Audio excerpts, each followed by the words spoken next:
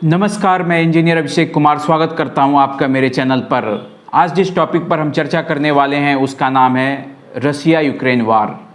तो इस वीडियो के माध्यम से हम जानेंगे कि रूस और यूक्रेन के बीच युद्ध की मूल वजह क्या है, कैसे एक समय में दो मित्र प्रांत आज एक दूसरे के दुश्मन बने हुए हैं, जानेंगे विस्तार से। तो बने रहिए अंत तक इस वीडियो में। चलिए बिना देरी किए शुरू करते हैं।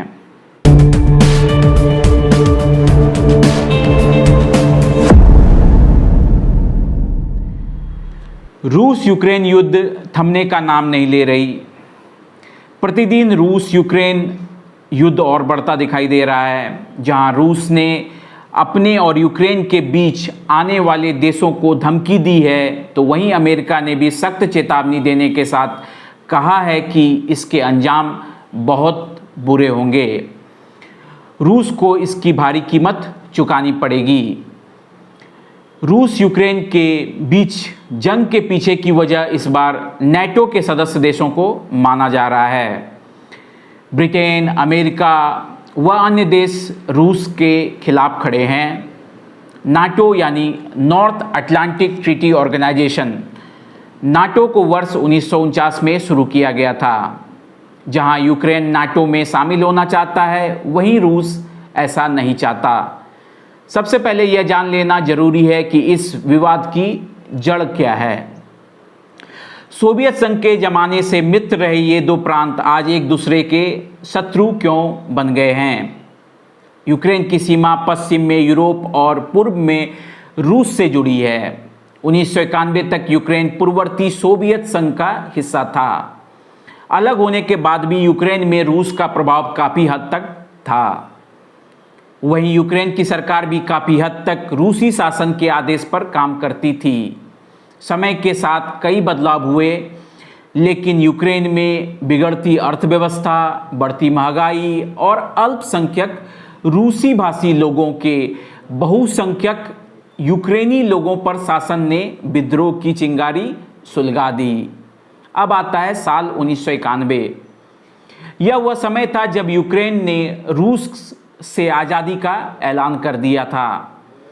इसके बाद रेफरेंडम से लियोनिड क्रावचुक यूक्रेन के राष्ट्रपति बनते हैं। समय बीतता रहा और अब उनके कार्यकाल का समय समाप्त हो चला था। अब आता है साल 1994।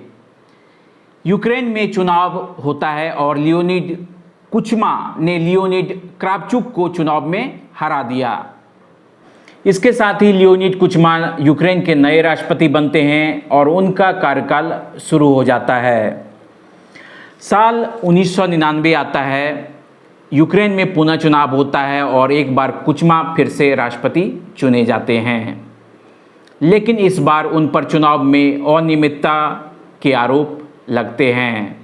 अब आता है साल 2004। ध्यान से सुनिएगा, यही वह समय था जब रूस और यूक्रेन के बीच हल्की चिंगारी लग जाती है। इस बार चुनाव में रूस के पक्षधर रहने वाले विक्टर यानुकोविच राष्ट्रपति चुने जाते हैं।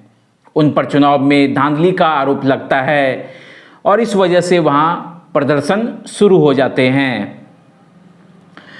उस प्रदर्शन का नाम ऑरेंज रिवॉल्यूशन दिया जाता है।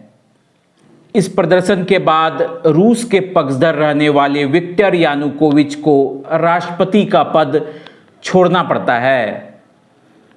उनके राष्ट्रपति पद छोड़ने के बाद पश्चिम देशों के पक्षधर विक्टर युशचेंको को राष्ट्रपति चुना जाता है।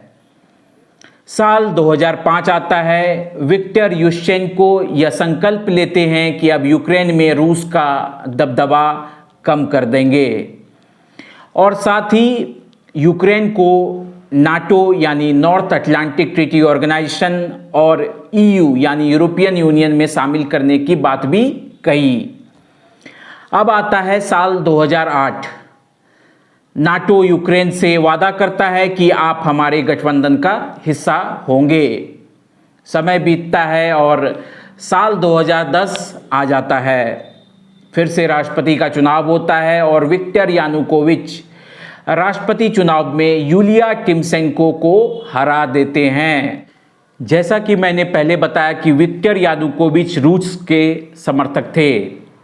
इस वजह से यानुकोविच ने यूएस के साथ चल रहे ट्रेड वार्ता को सस्पेंड कर दिया और इसके बाद उन्होंने रूस के साथ ट्रेड समझौते किए। इस बार रूस और यूक्रेन के बीच तनाव नवंबर 2013 में तब शुरू हुआ जब यूक्रेन के तत्कालीन राष्ट्रपति विक्टर यानुकोविच का कीव में विरोध शुरू हुआ। इस प्रदर्शन में 14,000 से ज़्यादा प्रदर्शनकारियों की मौत हो जाती है। विक्टर यानुकोविच को अमेरिका ब्रिटेन समर्थित प्रदर्शनकारियों के विरोध के कारण फरवरी 2014 में देश छोड़कर भागना पड़ता है। इससे खपा होकर रूस ने दक्षिणी यूक्रेन के क्रीमिया पर कब्जा कर लिया। इसके बाद वहां के अलगाववादियों को समर्थन भी दे दिया। इस वजह से वहां अलगाववादियों ने पूर्वी यूक्रेन के बड़े हिस्से पर कब्जा कर लिया। 2014 के बाद से रूस समर्थक अलगाववादियों और यूक्रेन की सेना के बीच डोनबास प्रांत में संघर्ष चल रहा था। आपको बता दें कि इससे पहले जब 1991 में यूक्रेन सोवियत संघ से अलग हुआ था, तब भी कई बार क्रीमिया को लेकर दोनों देशों में टकराव हुआ। 2014 के बाद रूस और यूक्रेन में लगातार तनाव व टकराव जारी रहे। अब साल 2017 आ जाता है। यह वह समय था जब यूक्रेन और यूरोपियन यूनियन के बीच फ्री मार्केट ट्रेड की डील हुई। समय बीतता है और साल 2019 आ जाता है। यह वह समय था जब यूक्रेन के ऑर्थोडॉक्स चर्च को आधिकारिक मान्यता मिलती है। ऑर्थोडॉक्स चर्च को आधिकारिक मान्यता मिलने पर रूस इससे नाराज हो जाता है। साल बदलता है और 2020 का जून महीना आ जाता है। इस साल IMF यानी कि इंटरनेशनल मॉनेटरी फंड ने $5 बिलियन की वित्तीय सहायता यूक्रेन को दे दी। साल 2021 जनवरी का महीना, यूक्रेन अब एक बड़े बदलाव की सोच रहा था। यूक्रेन ने अमेरिका से अपील की कि वह नाटो में शामिल होना चाहता है। साल 2021 के अक्टूबर महीने में यूक्रेन ने बायरक्टर TB2 ड्रोन का इस्तेमाल किया। यूक्रेन ने जब इस ड्रोन का इस्तेमाल किया तो रूस इससे नाराज हुआ। खतरे को भांपते हुए नवंबर 2021 में रूस ने यूक्रेन की सीमा पर सेनाओं की तैनाती बढ़ा दी। 7 दिसंबर 2021 रूसी सैनिकों की संख्या बढ़ाने पर अमेरिका के राष्ट्रपति जो बाइडेन रूस को चेतावनी देते हैं कि अगर रूस ने यूक्रेन पर हमला किया तो आर्थिक पाबंदियां लगा दी जाएंगी। 10 जनवरी 2022 यूक्रेन और रूस तनाव के बीच यूएस और रूस के राजनयिकों की वार्ता होती है जो कि विफल रहती है। 14 जनवरी 2022 इस समय यूक्रेन पर साइबर हमले की चेतावनी दी जाती है।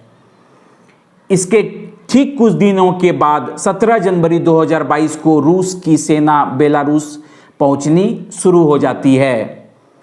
24 जनवरी 2022 इस बात की भनक अब नाटो देशों को लग चुकी थी।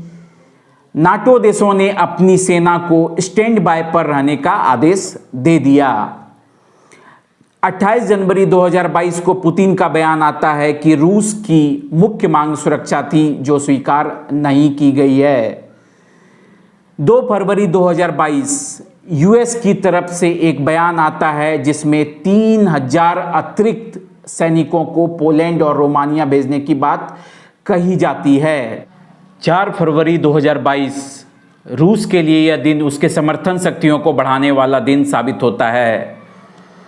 इस दिन रूस को चीन का समर्थन मिलता है और साथ ही चीन के द्वारा एक आधिकारिक बयान दिया जाता है कि यूक्रेन को नाटो का हिस्सा नहीं होना चाहिए।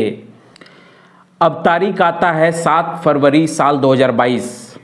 पुतिन से फ्रांस के राष्ट्रपति इमैनुअल मैक्रों मिलते हैं और उनके बीच वार्ता होती है। वार्ता समाप्त होने के बाद इमैनुअल मैक्रों बोलते हैं कि पुतिन मान गए हैं, जबकि रूस कहता है कि डील नहीं हुई है। 9 फरवरी 2022 इस दिन जो बाइडेन आशंका जताते हैं कि रूस यूक्रेन पर कभी भी हमला कर सकता है। साथ ही अमेरिका अपने नागरिकों से वहां सुरक्षित ना होने की वजह से देश छोड़ने की बात भी कहता है। 15 फरवरी 2022 रूस की तरफ से बयान आता है कि उसकी कुछ सेना अब वापस लौट रही है, जबकि 18 फरवरी 2022 को यूएस राजदूत कहते हैं कि रूस ने यूक्रेन की सीमा पर और सैनिक बढ़ा दिए हैं। 19 फरवरी 2022 रूस की सेना परमाणु हथियारों का अभ्यास करती है।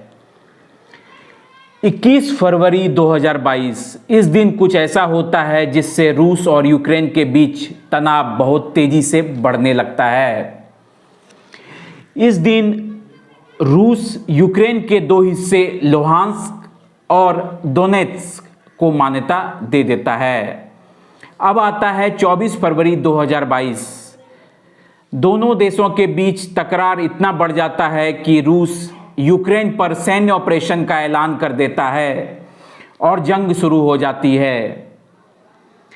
रूस यूक्रेन के बीच जंग अभी भी जारी है, जिसकी समाप्ति कब होगी शायद हम में से कोई भी नहीं बता सकता। आज के लिए बस इतना ही। मिलते हैं ऐसे ही किसी नई ज्ञानवर्धक वीडियो में। तब तक के लिए चैनल को सब्सक्राइब कर लें, साथ ही बेल आइकन दबाना ना भूलें। धन्यवाद। जय हिंद, जय भारत।